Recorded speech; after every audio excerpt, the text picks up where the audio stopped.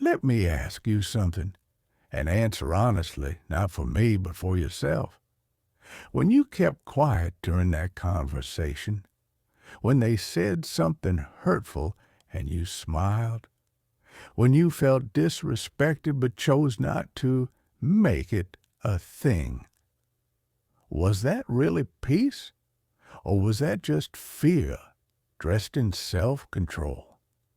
You see, we're taught from a young age that silence means strength, that not reacting makes you wise, that the bigger person is the one who lets things go.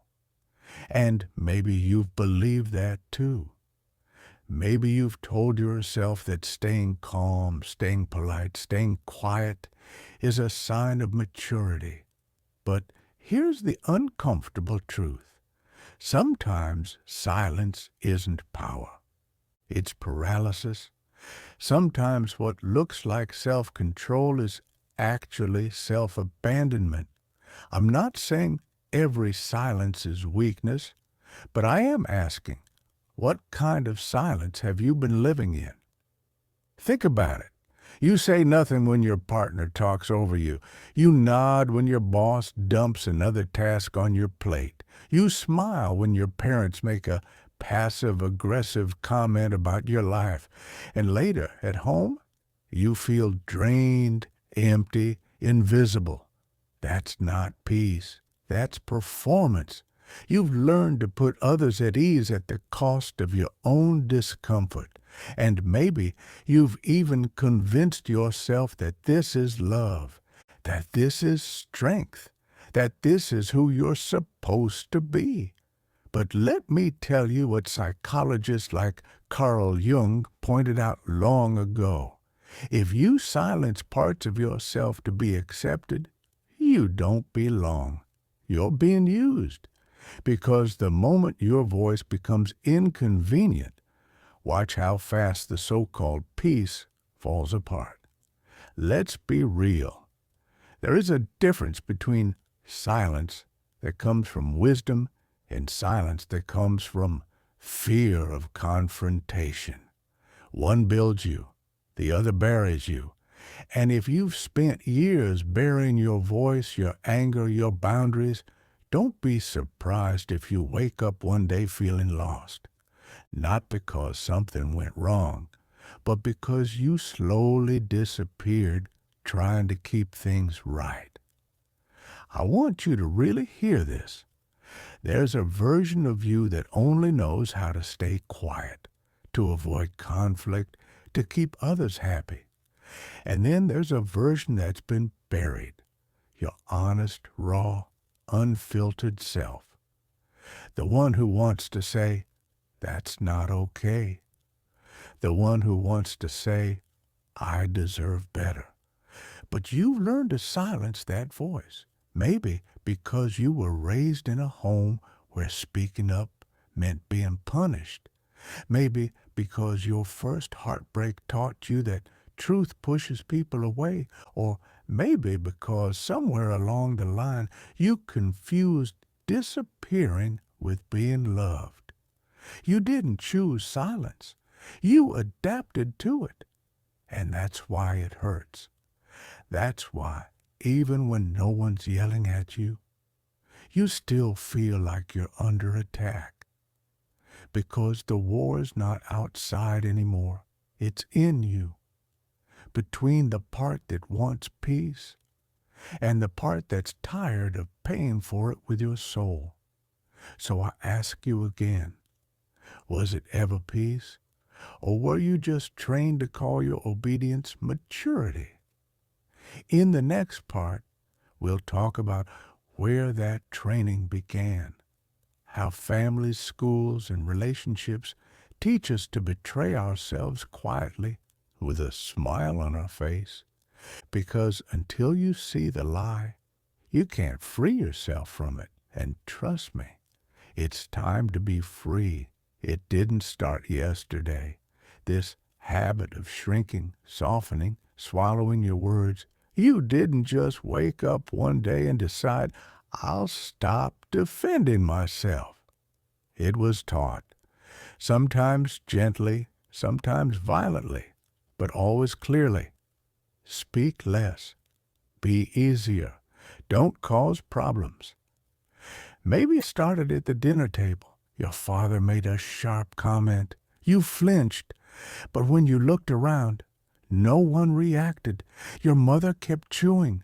Your siblings changed the subject, and in that silence, you learned the rule.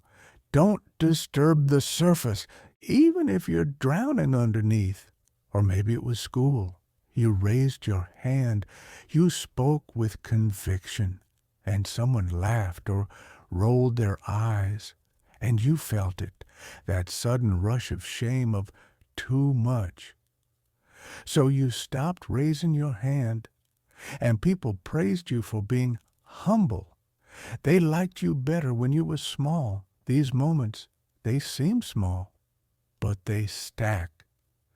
Layer by layer, they teach you that peace means absence. That love requires convenience. That acceptance depends on your ability to not need too much, not feel too deeply, not speak too loudly. You became the one who understands, the one who lets it go, the one who always says it's okay, even when it's not. And let's be real, sometimes it was love. Your parents weren't monsters. Your friends weren't cruel. They were just scared too. They were taught the same thing. That discomfort is danger, that feelings are problems, that survival means silence. So they passed it on to you. But here's the thing. What protects you as a child can imprison you as an adult. The silence that once kept you safe is now costing you everything. You think you're avoiding conflict, but you're actually avoiding yourself. You think you're keeping the peace, but you haven't felt peace in years. Because real peace doesn't require you to disappear. Real peace includes your voice, your needs, your truth. There's a moment I want you to remember. That time someone crossed your line and you felt it. Your body knew. Your gut tensed. Your chest tightened. But instead of speaking, you smiled. You brushed it off. You told yourself, it's not worth it. But what you really meant was, I don't believe I'm allowed to take up space. That's what it comes down to, isn't it? Not just fear of rejection, but a deeper fear that your truth might make you unlovable. So you play the role, the calm one, the cool one, the one who's always okay, and it works. People like that version of you. They praise your patience, admire your resilience, but none of them see the cost. No one sees you wake up in the morning already tired, tired from the weight of everything you didn't say yesterday, tired from carrying relationships that only survive because you don't complain, tired from being someone the world loves, but you no longer recognize. This isn't living. This is negotiating your existence, one unspoken truth at a time. And I know it's terrifying to imagine what would happen if you stopped, if you spoke, if you stopped performing, if you finally said, that hurt. I'm not okay with that. I need something different. Some people might leave, some dynamics might break, but you'll finally come home to yourself. In the next part, we'll look at what happens when you start breaking the habit, what it feels like when silence turns into voice, and voice turns into self-respect. Not all peace is loud, but every real peace includes truth, and you deserve that kind. There comes a point where the silence stops feeling safe. It stops feeling noble, wise, controlled.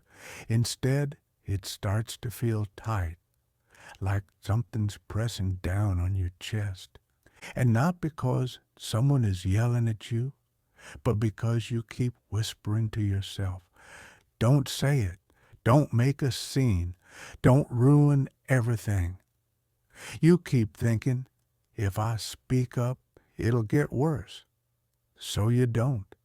But what you don't realize is it's already getting worse, not on the outside, on the inside, where the weight of every unspoken truth keeps piling up. You feel it in the little things. You're exhausted after simple conversations. You replay moments over and over in your head, wishing you'd said something, anything. You agree to things you don't want. You laugh when you want to cry. You say sure when your entire body is screaming no. And then at night, when it's finally quiet, you can't sleep because silence doesn't end when the room goes quiet. It follows you. It grows inside you. It echoes in your mind like a voice you've locked in a cage, begging to be heard. You might look calm on the outside.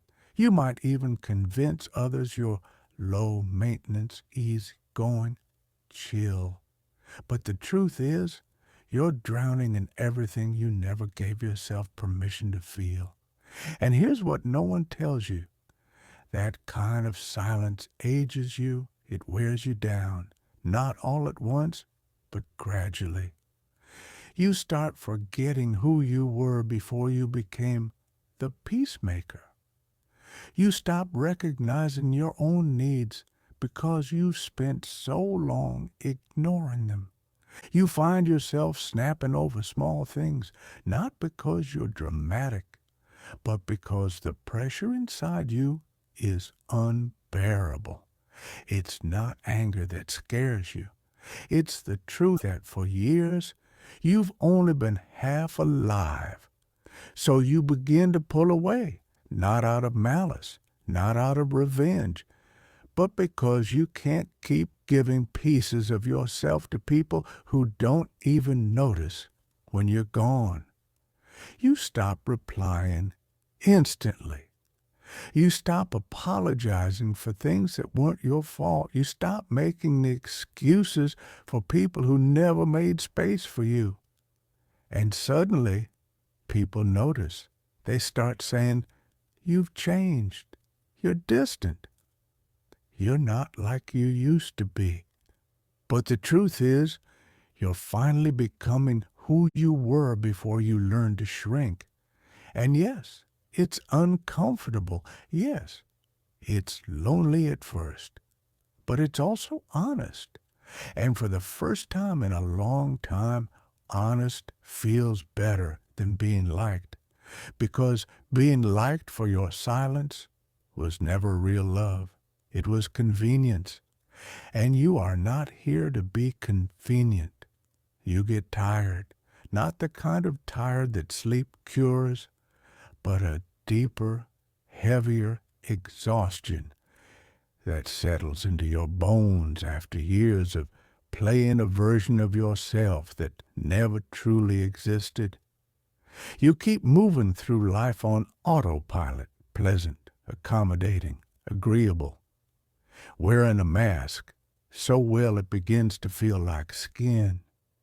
And people love that version of you, the version that bends without breaking, that listens more than she speaks, that swallows every sharp edge of her truth just to keep things smooth, but deep down something begins to shift.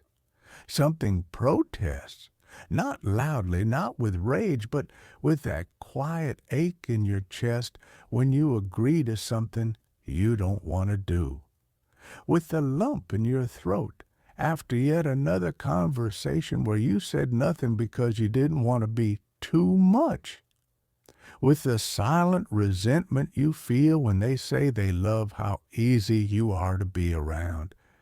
You know it's not love. They love the role, and you've played it perfectly. But a role is not a life. And at some point, the performance begins to crumble. You start to feel the disconnect, not just from others, but from yourself. You catch yourself smiling while thinking, I don't belong here. You nod along in conversations while quietly wondering, asterisk, does anyone actually see me? The people around you still respond to the script you've always given them, but inside, you've stopped believing it. Something sacred inside you is tired of being managed, and so you stop trying. Not all at once, but gradually. You start giving shorter answers. You stop reaching out first. You let the silence stretch longer. You choose to stay home rather than show up and pretend. At first, the world pushes back. People notice. They ask, what's wrong? They say you've changed. Some even accuse you of being selfish, distant, cold. But that's only because they're finally meeting the real you, the one who no longer exists just to keep others comfortable. And that's the part they don't want to accept. Because as long as you played the role, they never had to examine themselves. They never had to face their own entitlement to your energy, your presence, your compliance. But now the game is over. And though they may not say it outright, your refusal to play along threatens everything they thought they knew about control, about love, about who you are. Still, even as you begin to reclaim your space, the guilt doesn't disappear overnight. You feel it pressing against your ribs when you ignore a message, when you don't explain yourself, when you finally say no without a reason. Because guilt is loyal to the version of you that no longer exists. It whispers, this isn't who you are. You're supposed to be kind. You're supposed to fix things, dot. But you're learning now. Kindness without boundaries is self-erasure. Fixing everything for everyone else is not love, and you're not supposed to disappear just so others can stay comfortable. This is the death of the obedient version of you, the one who endured, who absorbed, who smiled through silence. And like any death, it comes with mourning. You mourn the ease of being liked. You mourn the familiar dynamics. You mourn the illusion that if you were good enough, calm enough, understanding enough, you would never be hurt. But mourning is not weakness. Mourning is what happens when something false finally ends. And in its place, something honest begins. Not louder, not angrier, just real. And that, for the first time, feels like peace. Not the kind they taught you to perform, the kind that doesn't ask you to disappear to keep it. You wake up one morning and the silence feels different. It's no longer the suffocating quiet of suppression, the tight-lipped stillness of someone afraid to shake the room. It's spacious now. It breathes. It doesn't hum with guilt or shame or fear of rejection. It simply exists, like air, like ground, and in it, you finally begin to hear your own voice again. Not the voice you used to mold for others, not the version watered down to keep people close, but the voice that was buried under every forced smile, every I'm fine, every apology you never owed. It comes slowly at first, a small no without explanation, a boundary set without a nervous laugh, a moment where you choose not to answer, not to explain, not to justify your needs. And something strange happens. The world doesn't end. Some people get uncomfortable, yes.